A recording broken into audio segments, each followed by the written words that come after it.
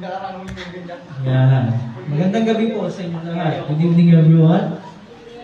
Welcome sa ating unang gabi ng Simbang Gabi, ngayong gabi ito, ng Gabing Madilim.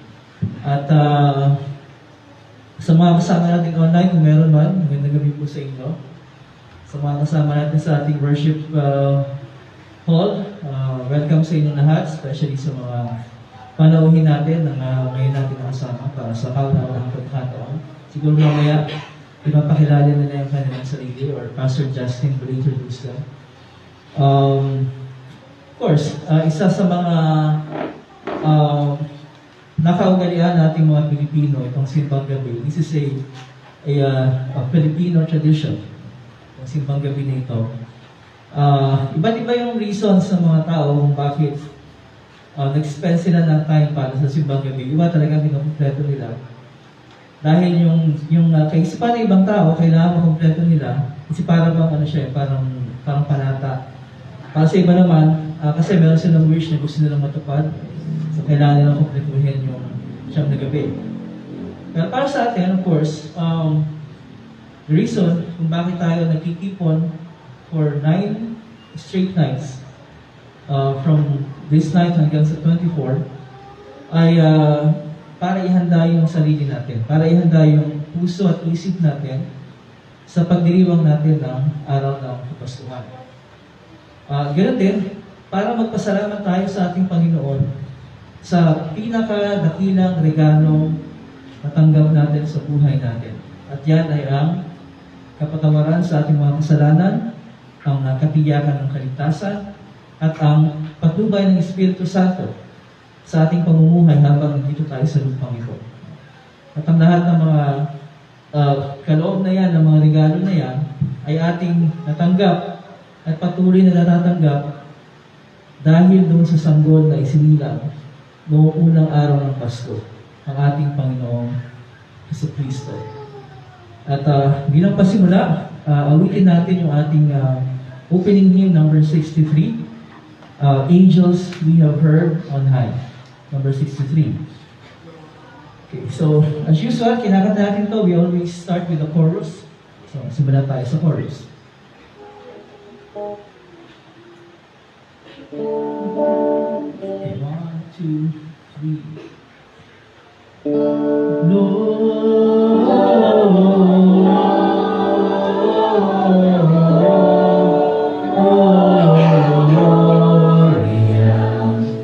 In excelsis Deo.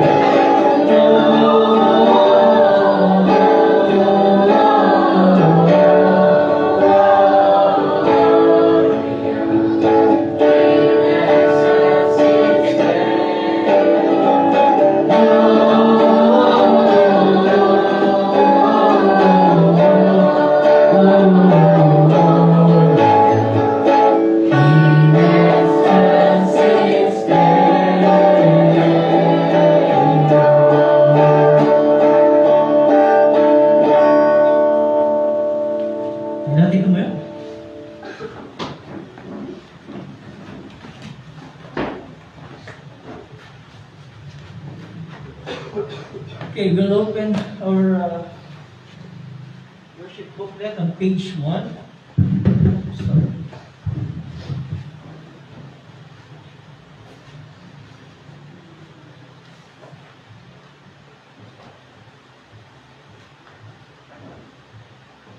At tayo tumawag sa pangalan ng Ama at ng Anak at ng Espiritu Santo. Amen.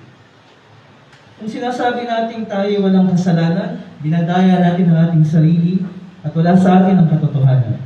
Subalit kung pinapakayag natin ang ating mga kasalanan, patatawarin tayo ng Diyos sa mga ito at ilinisin tayo sa lahat ng ating kasalanan. Awitin natin ang pagpapahayag ng kasalanan.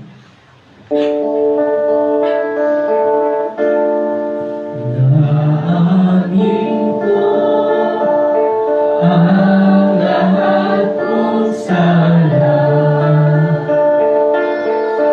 sa aking isip, likha't mga gawa.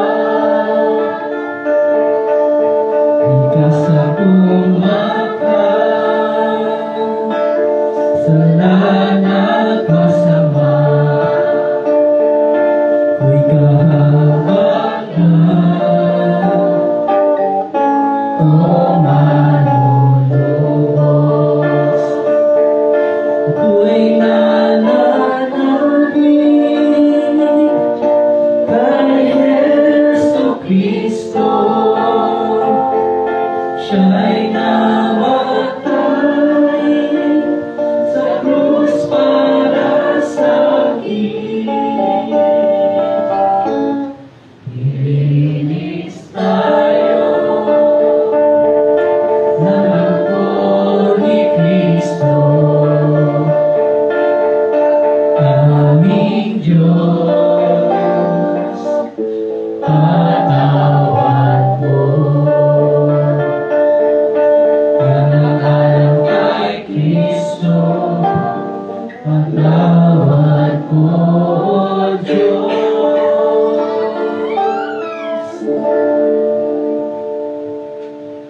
Ang Diyos ang ating masalangit ay tunay ngang mahabagin sa atin. Ibinigay niya ang kanyang bugtong na anak na si Jesus upang maging handog sa ipagpapatawad ng ating mga kasalanan.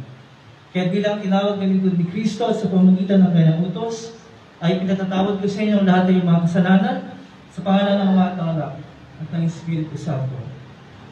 Amen. Tayong lahat ay upo at we will listen to the reading of the Bible text for tonight.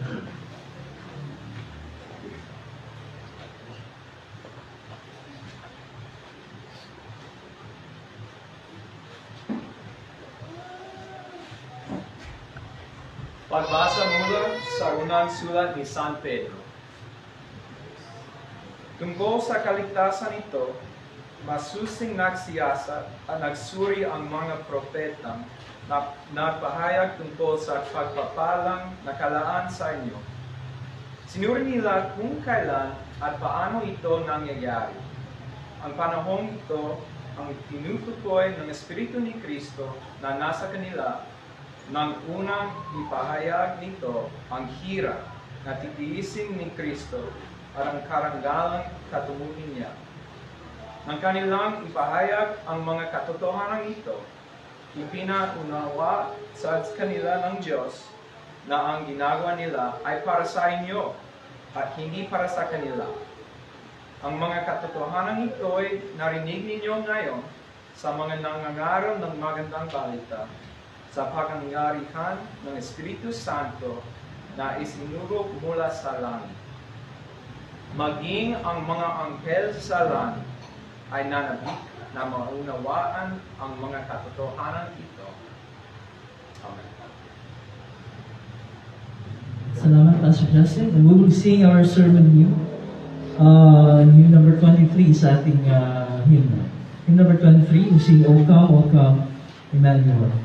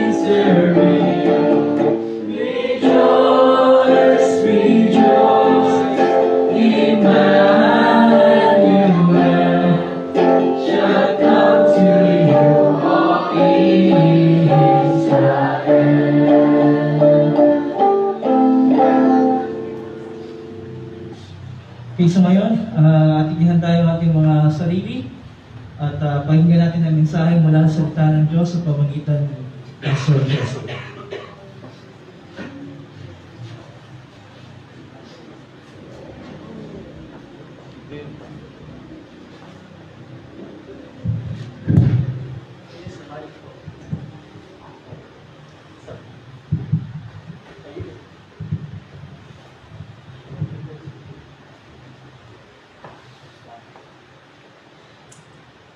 Kagandang kwento, di ba?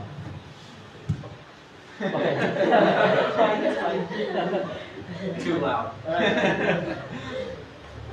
Kagandang kwento, di ba? May propetang sulat. Tapos, bigla siyang huminto.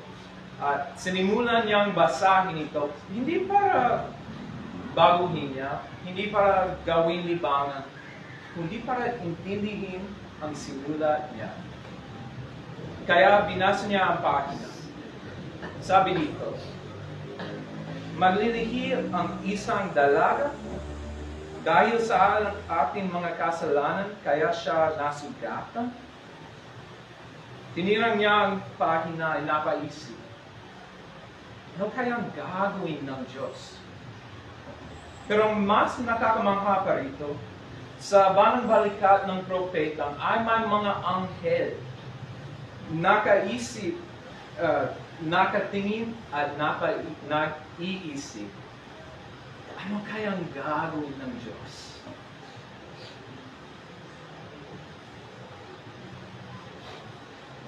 Maging ang mga anghel sa langit ay nanabik na maunawaan ang mga katotohanan nito. From 1 Peter.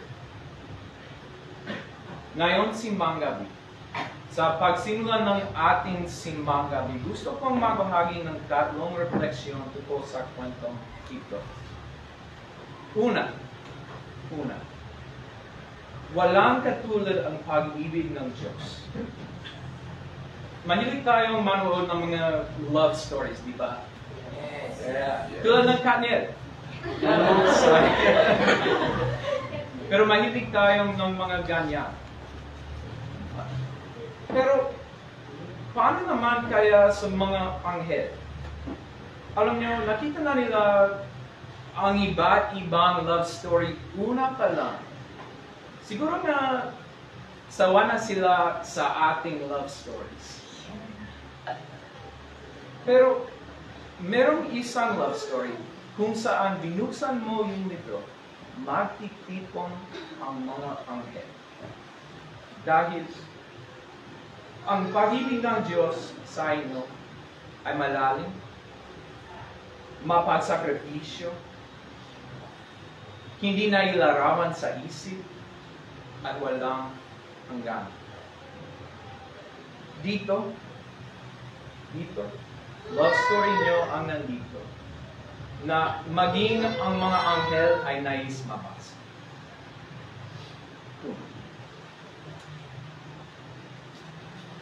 Mabuti na lang at hindi nainggit ang mga anghel. Isipin mo ang love story na ito.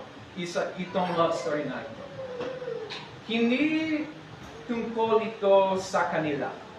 Tungkol ito sa ating mga tao. Yung mga anghel, si Jesus hindi naging anghel. Nakatawang tao siya. At Jesus, hindi siya pumunta dito sa lupa para iligtas ang mga anghel, kundi para iligtas tayong mga tao, di ba? So, mabuti na lang at hindi nainggit ang mga anghel. Kasi kung ako yun, isipin ko, bakit sila? Bakit yung mga tao? Perfecto naman ako. Ako yung kasama mo una pa lang. Pero tayo ang iniligtas ng Diyos. Siguro, naramdaman mo hindi ka special sa loob ng bahay. Siguro naramdaman mong hindi ka special sa school mo, kaya sa mga kaibigan mo. Pero tandaan, special ka sa Diyos. maging ang mga anghel ay ay nakita yun. Sa halip na maingit, alam mo ba kung anong naramdaman ng mga anghel sa unang Pasko? Galak. Galak. Tunay na kagalakan. At sila yung mawit sa sobrang tuwa. Alam nyo, yung mga anghel, hindi nila naranasan mabuhay ng gaya sa atin. Hindi nila naranasan ang hirap na naranasan dito sa lupa. Tulad ng kamatayan, gutom, pagkasira ng relasyon, pag-aalala. Pero ikaw, kung masaya ang mga anghel, mas lalo dapat tayong maging masaya dahil naranasan natin ang kaligtasan. Ngayon simbang gabi, maging tayo ay mahal. Maging tayo ay espesyal. Maging tayo ay matuwa sa Diyos. Magbasa at umawit tayo kasama ng mga anghel. Amen.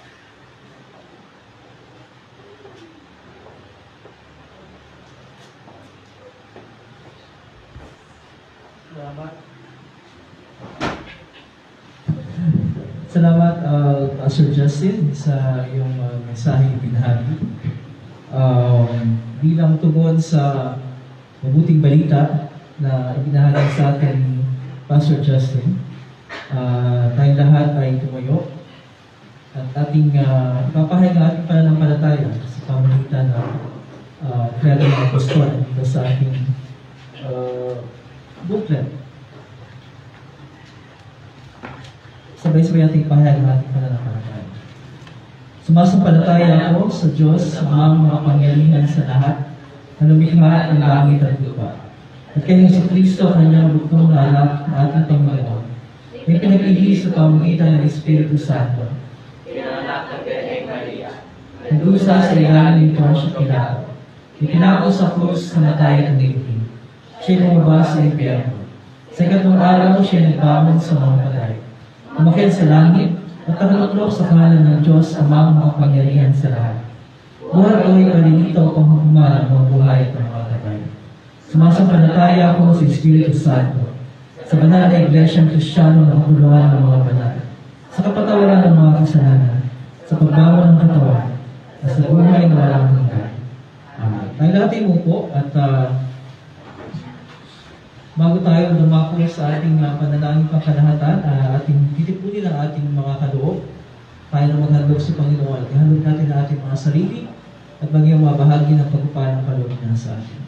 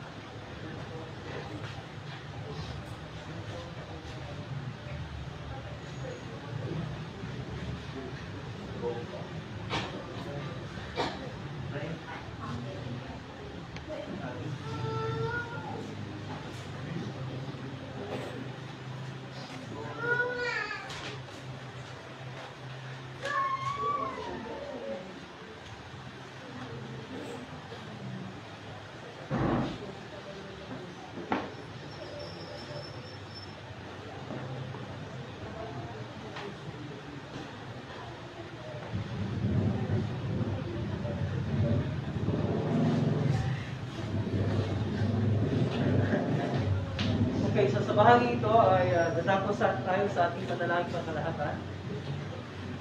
Ako na mag-a-adjust. So kung meron kayo gusto isama sa prayers natin, mga kahilingan o pasasalamat, Magsalita na rin ngayon, mamaya wala na. Meron kayo prayer request?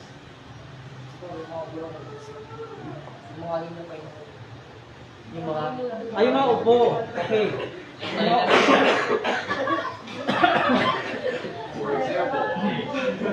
Yung mga upo. Yung iba dyan, isang buwan na eh. Yung may bomba sa lalaman ng pastor. Yung iba nga lang, 2 buwan na eh. Normal naman yan. Bahagi ng ano yan. Seasonal yan. Huwag kayong mag-alala, hanggang New Year pa yan. Kasi, gagamitin pa hanggang New Year. So, pagkatapos ng New Year yan, pag mayroon pa rin kayo, magpa-check up na kayo. Okay? Oo. Pero kung hanggang New Year yan, pwede pa yan pagkatapos ng New Year, ha? Kailangan wala tayo lahat, ha? Okay? Sige, pagalingin tayo sa ating mga ubo. Of course. At syempre, kailangan natin ng lakas kasi day 1 pa lang tayo, meron pang 8. In fact, siya ngayon kasi yung 24 ay Sunday, yung 25 Monday, meron pa tayo yung Christmas celebration. So, kailangan natin ng strength para matapos natin itong ating mga simbang gabi activities na ito. Okay, yung iba gustong pumunta pero naipis sa traffic. So, ito talaga ang buhay. Anyway, meron pa namang 8 gabi. So, kung hindi sila nakati ngayon, meron pang 2 na darating. But just to say, we pray for them na sana makauwi sila ng payapa, pinasay. At syempre, we pray for our activities tomorrow. Bukas, sa day 2 ng ating simbang gabi, pagkatapos ng paalala lang muna, bukas Sunday so meron tayong worship sa umaga, and then sa gabi, activity natin, meron tayong Christmas caroling. Okay? So meron tayong mga piling bahay na tatapatan para ibahagi ang kwento, ang mabuting balita ng Pasko doon sa mga tao sa pamagitan ng mga awitin. So, hindi tayo maglilikob ng fund sa caroling natin, pero tayo ay magbabahagi ng mabuting balita. Okay? Sa pamagitan ng mga awitin. So, yan ang activity bukas. Pero bago tayo mag-Christmas caroling, meron na tayong sing dito sa church natin. We will gather here bago tayo pumunta sa labas. Para okay, with that, tayong lahat ay manatili na po para sa ating panalangin. At pagkatapos nun ay ating bibigkasin ang Ama namin. Ang lahat ay yun po.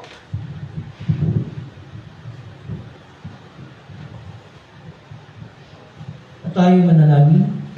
Diyos sa mga makapangyarihan sa lahat, sa gabi ito ng aming unang gabi ng simbang gabi.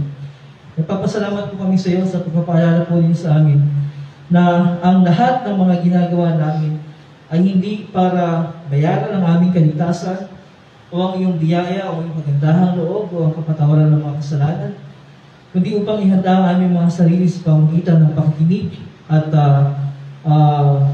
pagsasapuso ng iyong mga salita. Tulungan niyo po kami, Ama, na ang aming pagdiriwang ay maging nakasentro sa tunay na diwa ng Pasko at yan ay ang pagsilang ng aming Panginoon at tagapagligtas ng Sinas Kristo.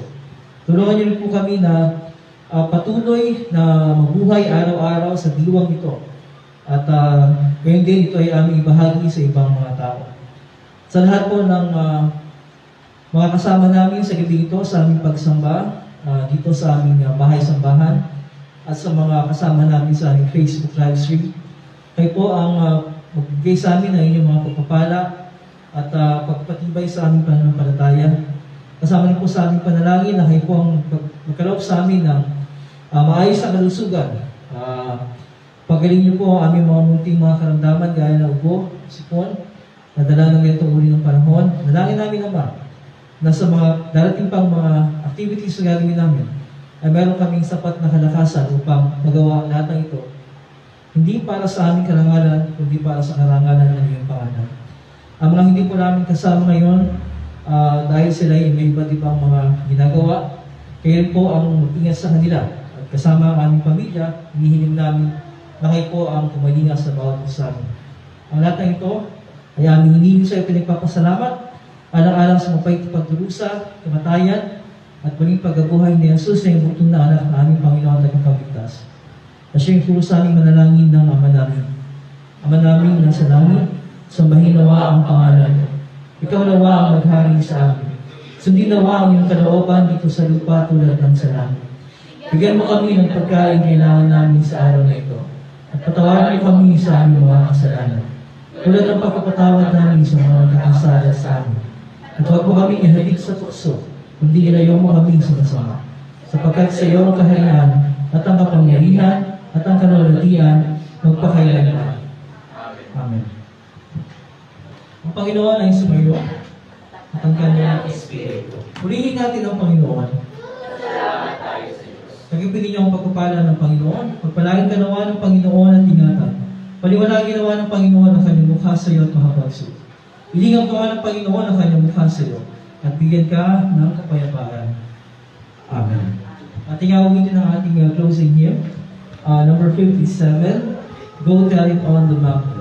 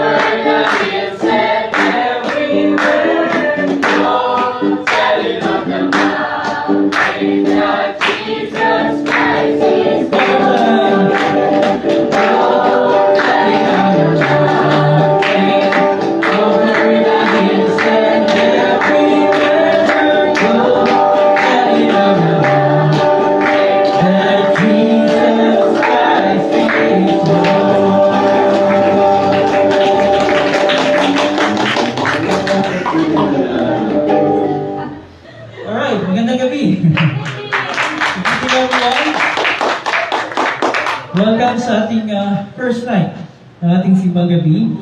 So 8 more nights to go. Welcome natin yung mga kasama natin online, si Gemma,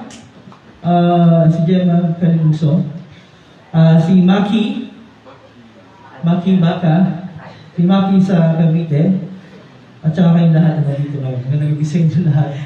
At syempre, nagpapasalamat tayo kay Pastor Justin. Salamat sa mensahe. At syempre, salamat din dahil sa effort. Okay. Pasalamat sa pagsisikap. May bahagi ang mensahe ng salita ng Diyos sa wikang Tagalog.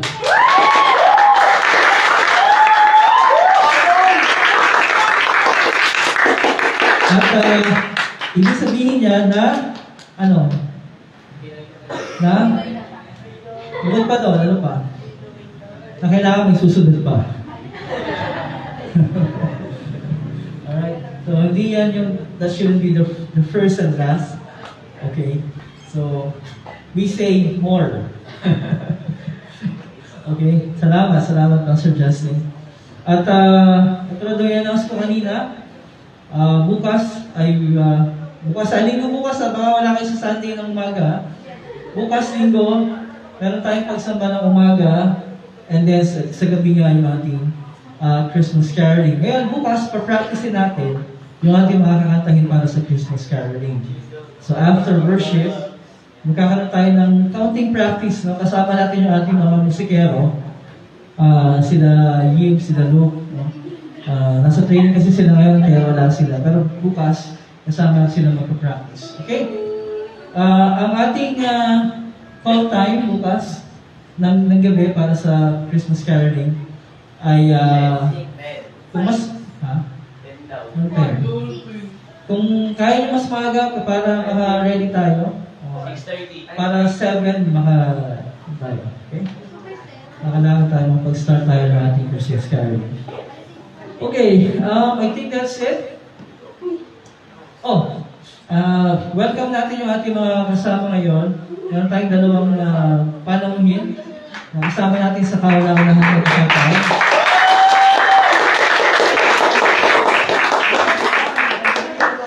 So,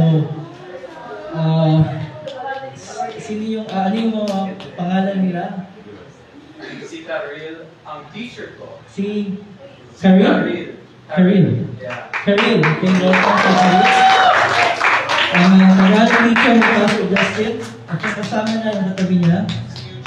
Eugene. Okay. So welcome kay Karil at kay Eugene. Kasama natin ngayon para sa ating pagsamba. Okay? Paalala, again, bukod sa Christmas caroling bukas, bukas na iba. Magandang gabi sa inyo lahat. We will see you again tomorrow morning. Okay? Para nyo, next Sunday, ha? We'll see you tomorrow morning. Same time, same place. At kita-kita tayo lahat, ha? Okay? Magandang gabi. God bless your evening. Bye everyone. Bye sa mga kasama natin online. Bye-bye.